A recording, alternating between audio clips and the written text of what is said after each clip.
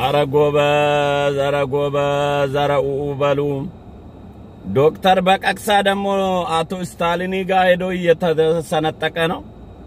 እንዴ ያይምሮ ገጥሟቸዋል ማለት ነው እንዴ እነዚህ ሰዎችን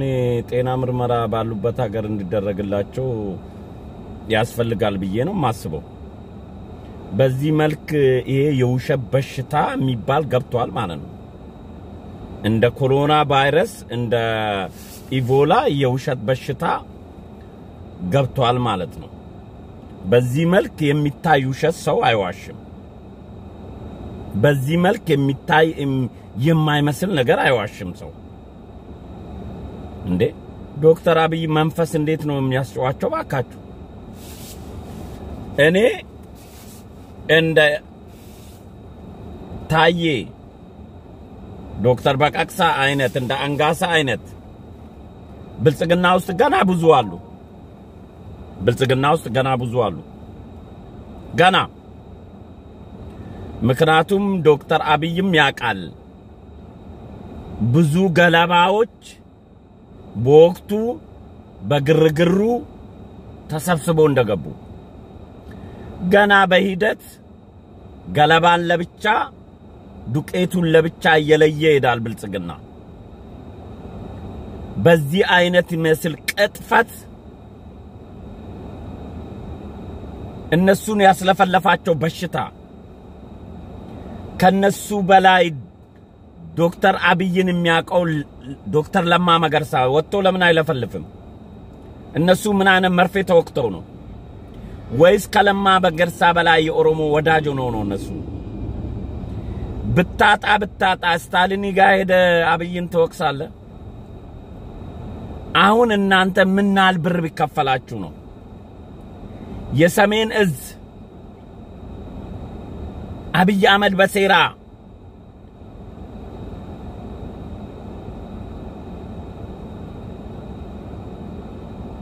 እናምባቸውን አሳመነው ጽጌን ዶክተር አብይ በሴራ ያስገደለ ታድሎ ዶክተር አብይ ምን አይነት እድለኛ መንፈስ ነው ያለው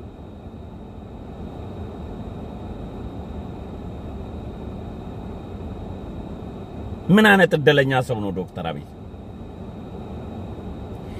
አንድ ሰው በሙሉ ይሄናል ጊዜ ኖሮት እንቅልፍ የለውም ቀንና ለሊት የለውም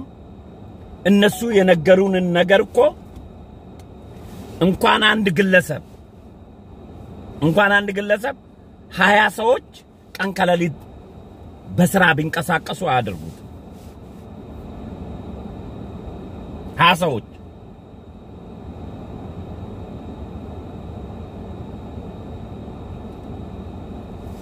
አብይ የሚል መንፈስ ገብቶባቸዋል እንዴ ታሟል ለነገሩ እንዲው ስታቸው ያይምሮ ህመም ያለባቸው ይመስላል ይሄ እኮ የታመመ ነው የሚመስለው ፊዚካሉን ይዩት እስኪ አይኑን ይዩት የጤነኛ ሰው መንፈስ አይደለም አወራሩን ተመልከቱት እስኪ ተከታተሉት ይዋጋኛል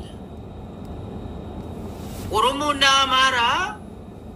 እንብዛም አስቸግሩኝም እነሱን መግዛት ቀላል ነው ነገር ግን ትግራይ ወጣቱ አይገዛም ይቅር ወጣቱ አዛውንቱ ራሱ አይገዛም አዛውንቱ ራሱ ክራሹን ይዞ ወደ ቀበሮ ጉድጓዱ ተመልሶ ይተኩስብኛል ብሎ በየመድረኮች ያወራል እና እሱ ሁሉ ጊዜ የሚያወራ በተለይ የትግራይ ህዝብን በተመለከተ አብይ ያለው አመለካከት በጣም የበታችነት ስሜት አለው አብይ ለአማራውም በዚህ መልክ ነገራችሁ ስለ ኦሮሞም በዚሁ መልክ ነገራችሁ ስለ ትግራይም ይፈራል በዚህኛው ምላሳችሁ አብይ ጦረኛ ነው አብይ ያለ ጦርነት መቀመጥ አይፈልግም ትላላችሁ በዚህ መልሳችሁ ደግሞ ይፈራል ዶክተር አብይ ትላላችሁ ምን አነ መንፈስ ነው ከዶክተር አብይ ፍርሃት የተጋባባችሁ አሁን በቃ ይሄን ስላልክ የትግራይ ህዝብ ወዳጅ ሆንክ ማለት ነው ትግራይ ቲፒኤልኤፍ ካድሬ እንደ ኮንዶም ነው እንጂ የሚጠቀምብህ ጂላጅል እያለ ነው ስታሊን የጂል እንኳን የሚጠቀምብህ እንጂ አንተ እውነት አወራኸኝ ብሎ እንደማያስብ ከናንተ ጋር ኦሮሞ መባለ ይቆጨኛል እና ትግራይ የግድ እንዋጋለን እነሱም ይዋጉናል ለዛ የግድ ነው ይላል ንግግሩ ነው ውሸት ፈልጎ እንዴት እንደሚያወራ የሞላቸው አዛውንቶች ጫካ ወርዶ በረሃ ገብቶ እንደገና ይዋጉኛል እኔ አውቃለሁ ይላል አሁን አቦይ ስብሐት እዚህ አዲስ አበባ ላይ ምናምን በዛን ጊዜ እንግዲህ አዲስ አበባ ላይ ታሟል መድኃኒት እየወሰደ እየኖረ ነው ነገ ይሞታል ትላላችሁ አይደል በረሃ ታገኙታላችሁ አለ እኔን ይዋጉኛል ምንድነው የሰውዬ ምን ብለን ነው እንግዲህ በዛን ጊዜ ግራም ያጋባ አዛውንት ጫካ ማለት በእኛ እንትን ምናልባት ሰው ከተገፋ ጎበዝ እስኪ አስቡ ይሄ ሰው ለውጡ መጥቶ 2 አመት ከዶክተር አብይ ጋር አልቆየም ብልጽግና ሊመሰረት ሲል ነው ከለማ መገርሳ ጋር አመት እንኳን አልቆየም ተነጥሎ ሲወጣ ይሄንን ሁሉ 10 እና 30 አመት ከዶክተር አብይ ጋር የሰራ ሰው እንኳን የዚህናል መስጥራ ያቅ አንድ አመት አብሮ ቆይቶ ብልጽግና በኦፒዲዮ ፈርሶ ብልጽግና ሊቋቋም ሊዋዋድ ሲል ነው የኦሮሞ ፓርቲ አይፈርስም በሚል ለማንም አደናብሮ ነጅዋር ይሄን በግም ይዞ ተከትሎት ይወጡት ያ መሸወዱ ያን ዴቱ እያንገበገበው ነው የሚያወራው ግን ዶክተር አብይን 40 አመት እንኳን የሚያቀው ሰው ዝናይ ታያቸው እንኳን እሱ ስለ ዶክተር አብይ የሚያወራውና አላያወራም ጎበዝ አዳምጡት ሰው ትሞታለህ ከተባለ ጫካ ሊወርድ ይችላል የታወቀ አዛውንትም ያው ይሄ የተፈጥሮ ጉዳይ ነው ትሞታለህ ከተባለ ሰው ሊፍጨረጨር ይችላል በዛ መልኩ ነው የምንረዳ ነገር ግን እሱ ጀነራሊ የትግራይ ህዝብ ጦርኛ ነው ገበሬው ሰራዊት ነው ህዝቡ ይዋጋኛል የሚል የእንትኑ በውስጡ በሳይኮሎጂው በዚህ እንትን ደረጃ ነው አብይ ሁሉ ጊዜ ይሄ እንግዲህ በሽመልስ እና ፍቃዱ ተሰማ እና ዛ አካባቢ የነበሩ እና ደንበላሽ አካባቢ የታወቀ ነገር ነው ትግራይ ተወላጆች አይታመኑ ትግራይ ተወላጅ ከሆንክ በቃ የግድ በቃ አንተ ተጠርጣሪ ነህ አዲስ አበባ ውስጥ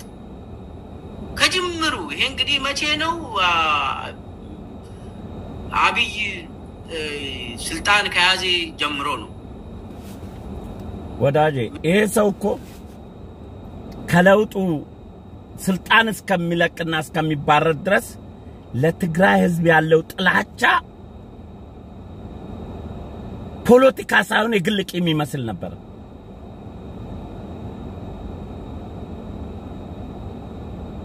ዶክተር አብይ አንድ ቀን ስለ ትግራይ መጥፎ ነገር አውርቶ አቅ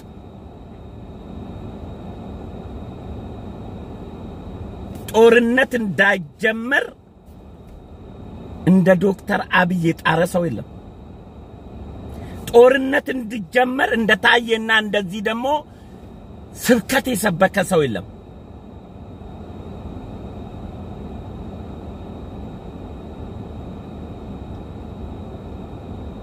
እንዲህ አይነት የገጠመን ኬት እንደመጡብን እኔ አላቅ ኦሮሞ አሰዳቢ አሁን ስታሊን ጋር ሄዶ ፖለቲካ አውርቶ ለኦሮሞ ትግል መብቴ ሊያመጣ ነው ወይስ ለትግራይ ወያኔ ነው እየታገለ ያለው ግራ ገባኝ እኮ እሱ ነው ምናልባት የሰኔ 16ቱ ራሱ አንዳንድ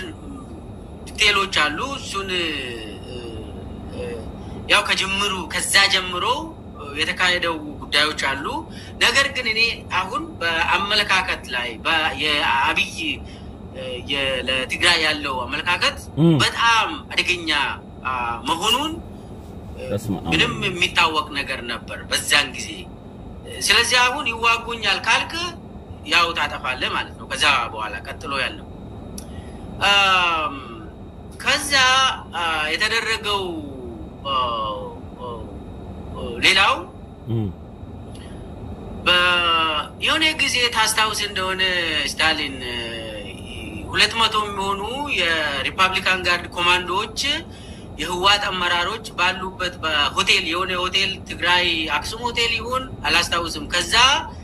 እንዲይዙ ተብሎ በሄሊኮፕተር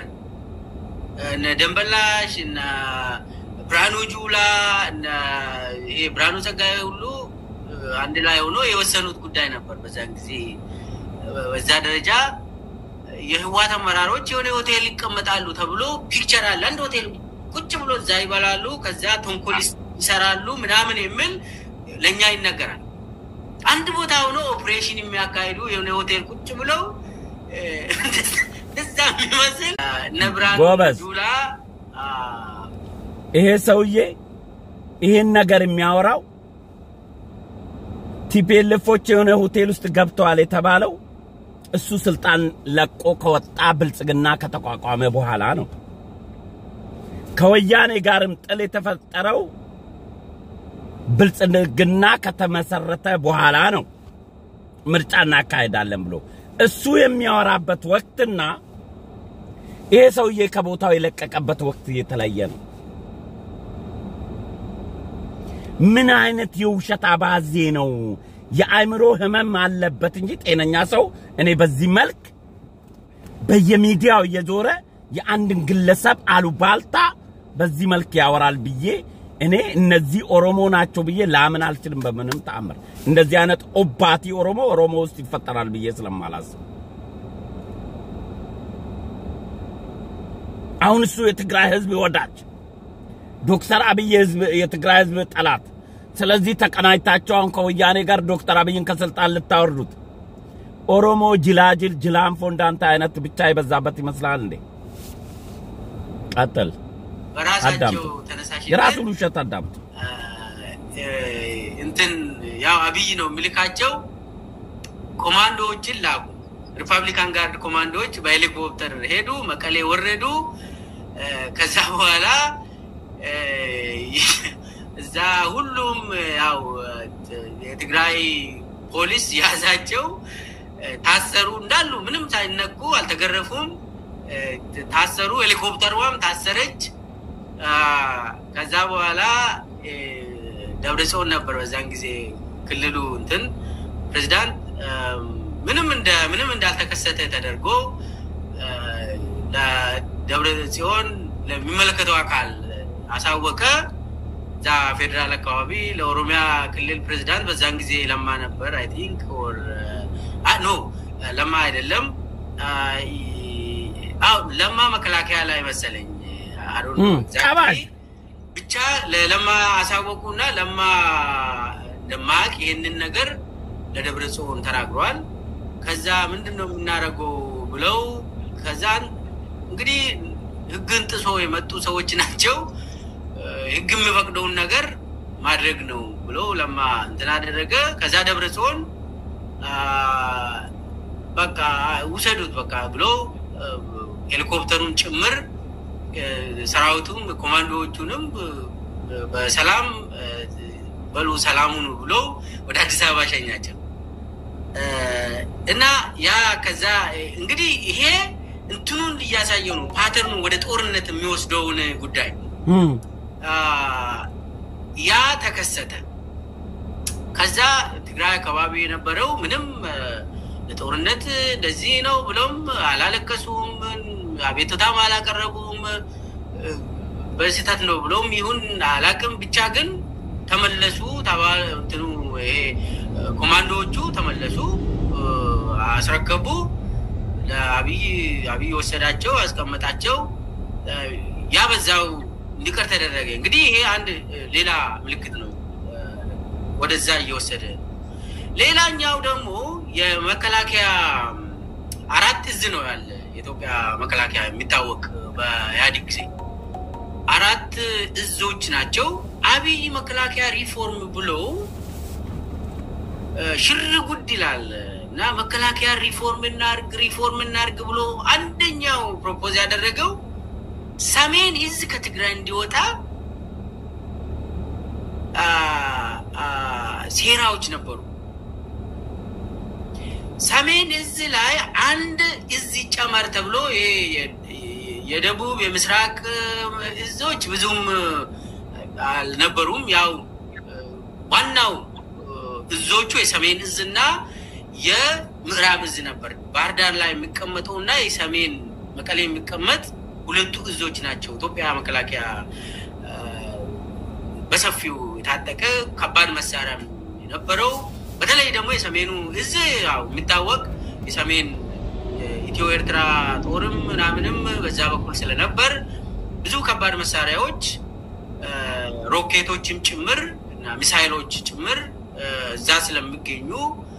ያችን ከዛ ለማስወጣት አብይ አምስት እዞች ፈጠረ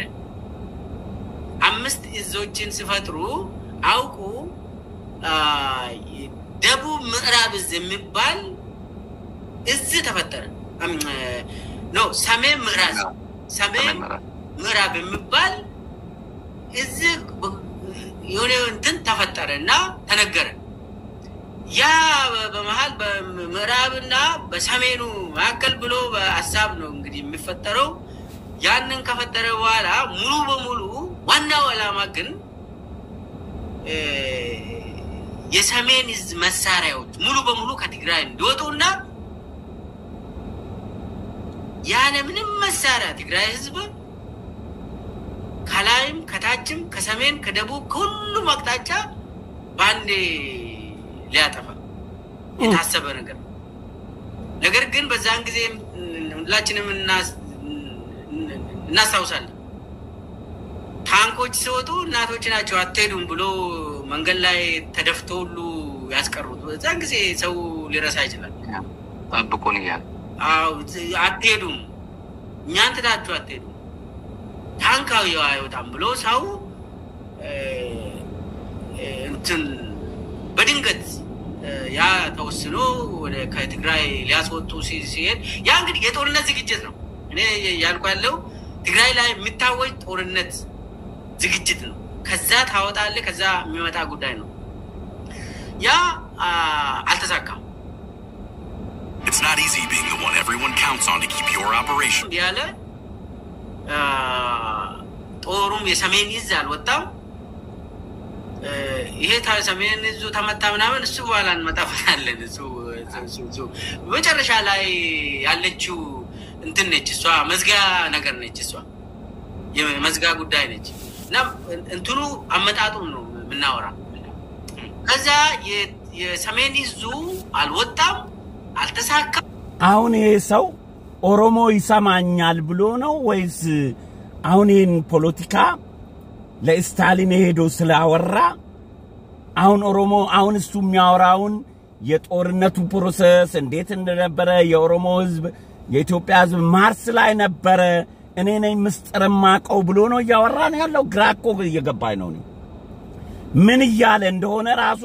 ለኔ ተአምር ነው እየመሰለኛለው እኛ አናቅም አልሰማንም አልነበርንም ማለት ነው በመድር ላይ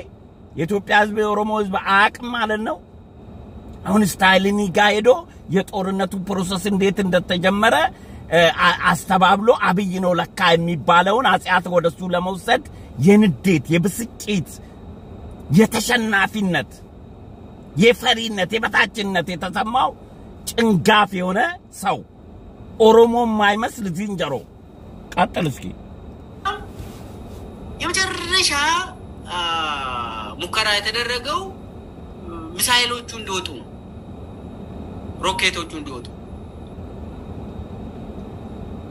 ሮኬቶቹ እንዲወጡ እንደው በዛን ጊዜ ሳሬ መኮንን አውጣ አንተ ራስህ ሂድና ምናምን ተብሎ ሳሬ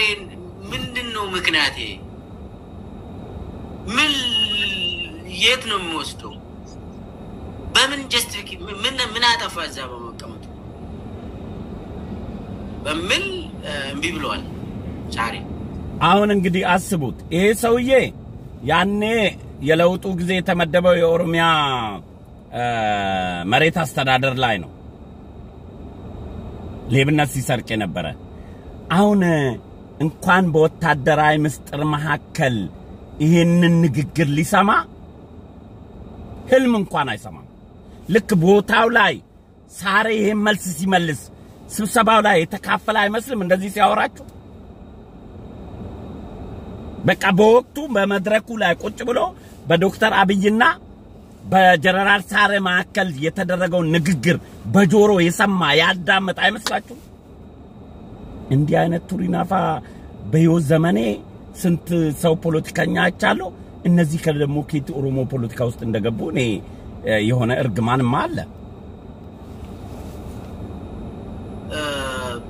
የሱ ግድያም በኋላ እንመጣበታለን እሱም የትግራይ ጦርነት ዝግጅት አካል ነው በስማም እና በዛን ጊዜ ስታሊን ራሱ እየታዘበ ነው የሚያዳምጥ ለማም ትእዛዝ ተሰጥቷል ቢያንስ ሮኬቶቹ ይውጡ ሚሳይሎቹ ይውጡ ከዛ ለማም እምቢ አለ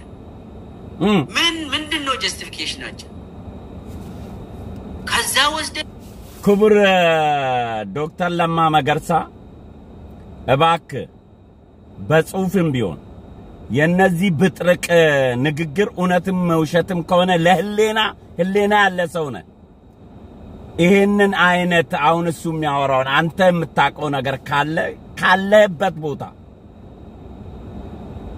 በፌስቡክ ፔጅ ወይም በትዊተር ላይ አሁን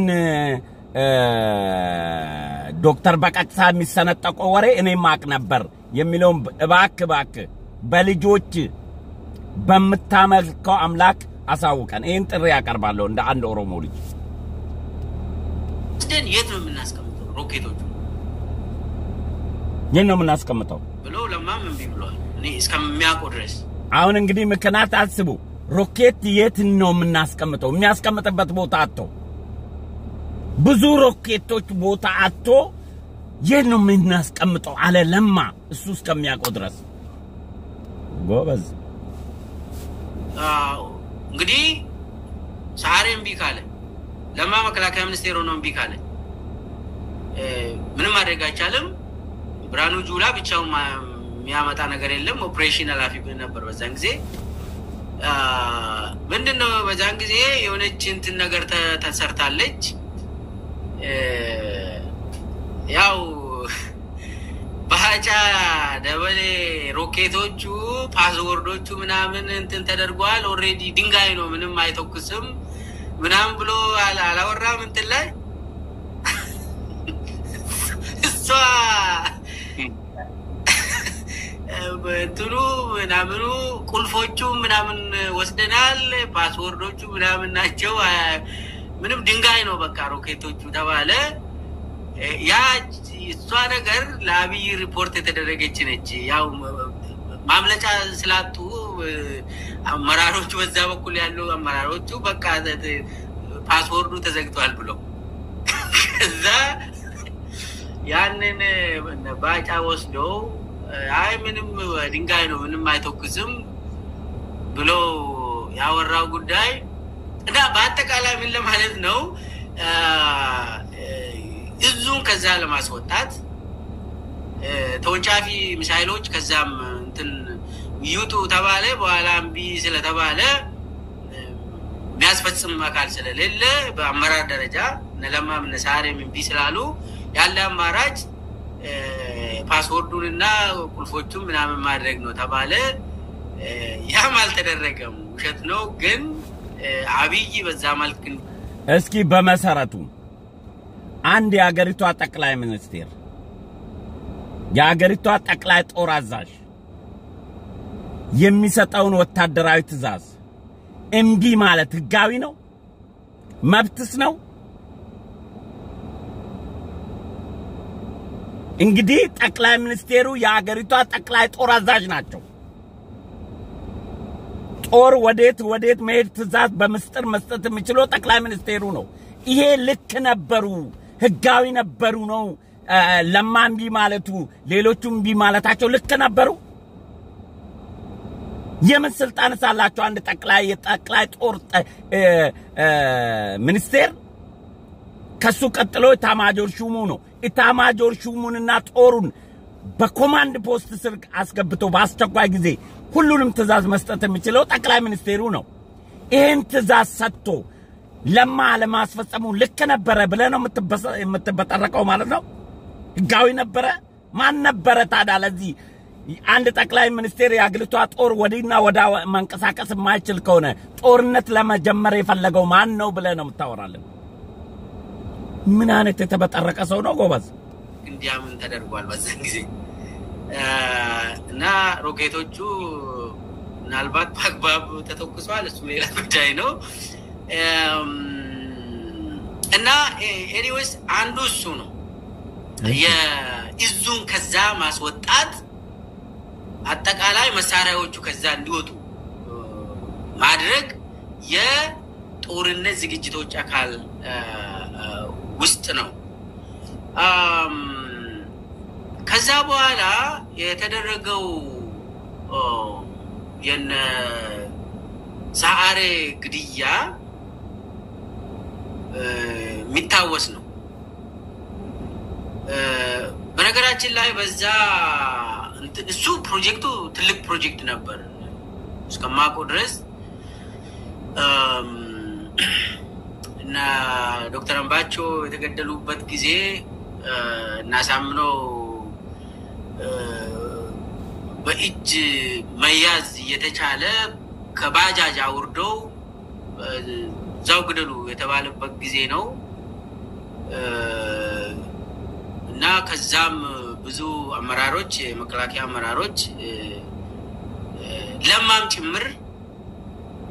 ለመግደል ለማ ሁለቴ ነው ግድያው ሙከራ የተካሄደው ለማ ላይ እና ያ ሁሉ የእንትን ዝግጅት ነው አካል ነው የጦርነት ዝግጅት አካል ሆኖ አንድ ጊዜ ስለ ትንሽ ነገር ትንሽ ስለ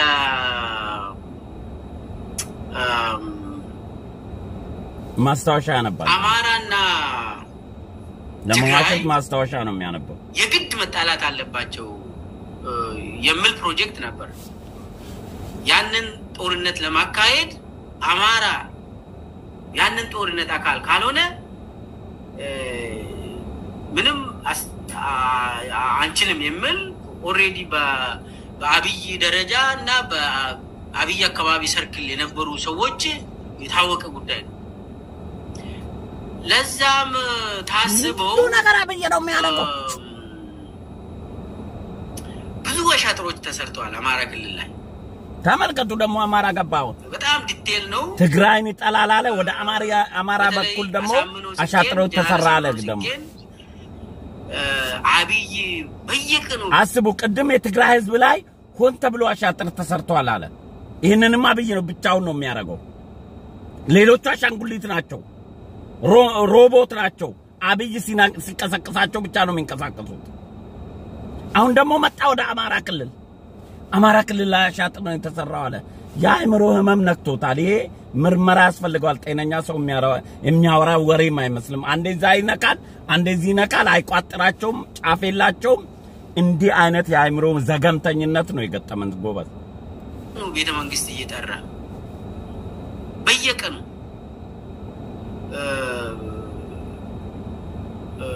ሸውዶታል አብይ